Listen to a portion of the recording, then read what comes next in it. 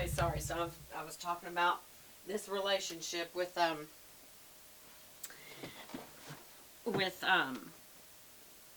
Jacob and now Leah, and apparently it was pitch black dark, and he couldn't tell who he was having sex with. So instead of marrying Leah, he has sex. And with Rachel, he has sex with Leah, and in verse 25, he woke up the next morning, and he says, "What have you done to me, Dad?" Or Uncle Laban. He says, "I worked 7 years for Rachel, and you've tricked me." And he says, "Well, it's not our custom here to have the younger daughter marry off before the older one. Purely about custom." I think it also was because he didn't probably think he could get Leah to get married, because she didn't have the sparkle in her eyes that Rachel did. So he's probably like, "I got to get that one off first." It's just the way it was. Okay, so he says, "But wait till the bridal week is over." There's a celebration week, apparently, like maybe a honeymoon. And then I'll give you Rachel. Provided, by the way, that you promise to work for me another 7 years.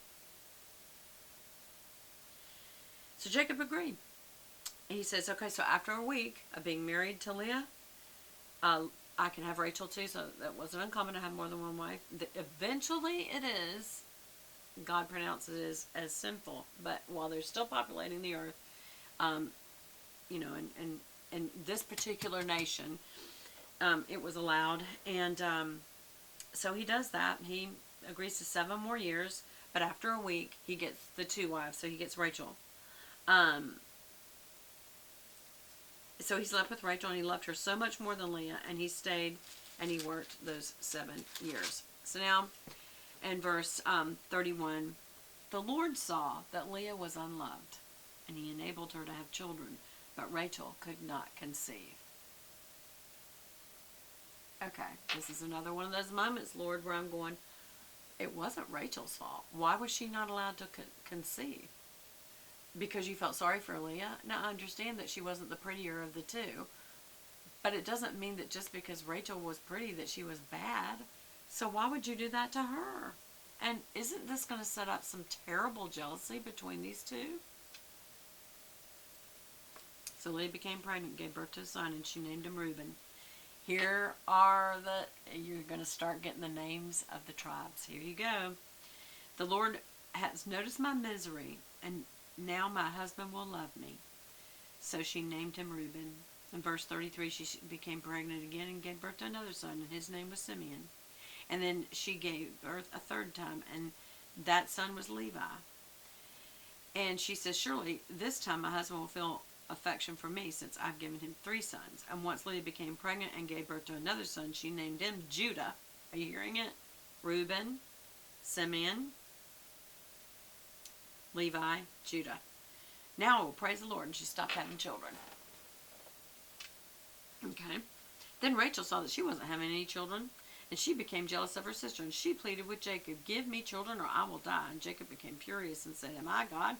He's the one who has kept you from having children, not me." Well, that is the truth. But don't you know that she feels humiliated? She feels not as valued.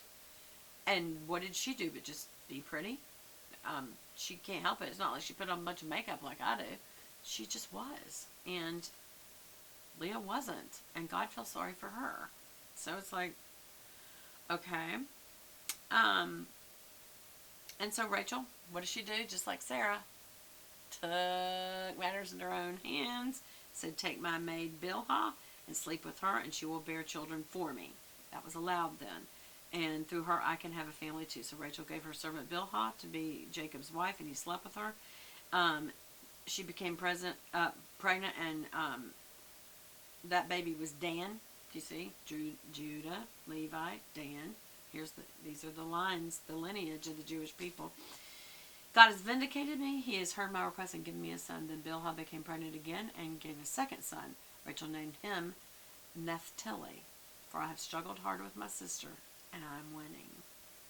Meanwhile, Leah realized she wasn't getting pregnant anymore, so she took her servant Zilpah and gave her to Jacob as a wife.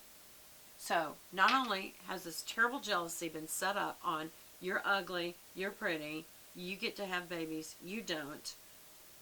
And because it isn't working out, they're getting their nursemaids or servants or slaves involved having these babies. Now, it was not uncommon to have concubines that would produce more and more heirs to populate the land.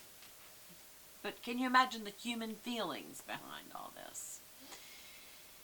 Leah's thinking, I can't get pregnant anymore. She used her nursemaid. I'm going to use mine. And so she got Zilpah involved. She got pregnant. And Leah named him Gad.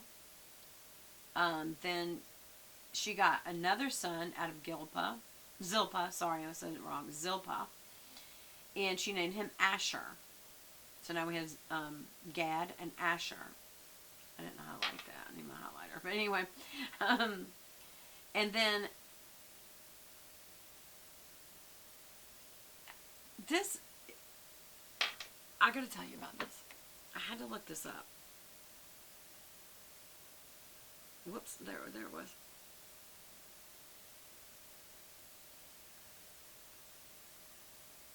What is a mandrake?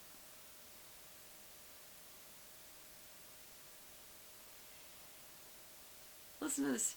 Look at verse 14.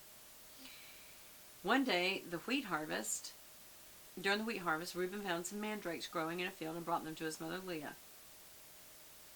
Rachel begged Leah, please give me some of your son's mandrakes, but Leah replied angrily, wasn't it enough that you stole my husband? Now you will steal my son's mandrakes too. And Rachel says, I will let Jacob sleep with you tonight if you will give me some of those mandrakes. And I was like, is this like Esau and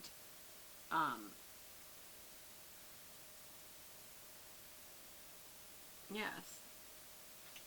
Why do I keep getting their names mixed up, y'all? Esau and Jacob. Yeah. We're still at Jacob. All right. The Isaac and the Abraham. Like, okay, don't mix all these guys up. Remember when he traded his birthright just now for some stew? Some lentil stew? Rachel is saying, I'll let you sleep with my husband tonight if you'll give me some of those mandrakes. What is a mandrake?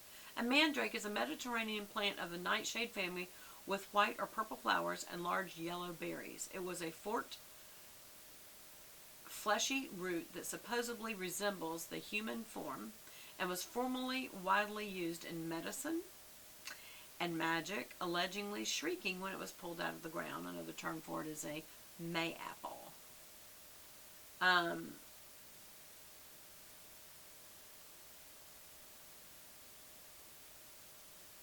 Drake and the Old says, that's about all I know about it. Oh, here's what one looks like. Oh, it does kind of look like it has a face. Is that the weirdest? That can't be right. No, it's a Harry Potter thing, I think. But here's the plant. Can you see? I don't know if you can see. Looks like a carrot turnip thing. But apparently it was used for medicinal purposes and it was valuable. So these two gals who are fighting over their husband, now they're fighting over a plant. So that evening, Jacob's coming in from the fields in verse 16, and Leah went out to meet him and said, you must sleep with me tonight. I've paid for you with some mandrakes that my son found. So that night he slept with her. It's like, look, I've got some turnips, and because I've got those and they have a medicinal value, turmeric, maybe think of it that way, or ginger. And so, I made a deal over some ginger with you, so you have to give me sex tonight and get me pregnant again. So now she became pregnant and gave birth to a fifth son for Jacob, and his name is Issachar. She says, God is rewarding me for giving my servant to my husband as a wife. Then Leah became pregnant again, and she named him Zebulun. We're now in verse 20. And she says, I've given him 6 sons now. So he's going to treat me with respect. She actually said that. That is so sad to me. Then later she gave birth to a daughter and named her Dinah. So, God remembered Rachel's plight and answered her prayers by enabling her to have more children. She became pregnant and gave birth to a son. God removed my disgrace, and she named him Joseph. As you hear these names, are you starting to think of the stories you know about that person's name that's coming in? You know, the story of Jacob's son. So Jacob's wealth increases after this. We're going to have to skip over a lot.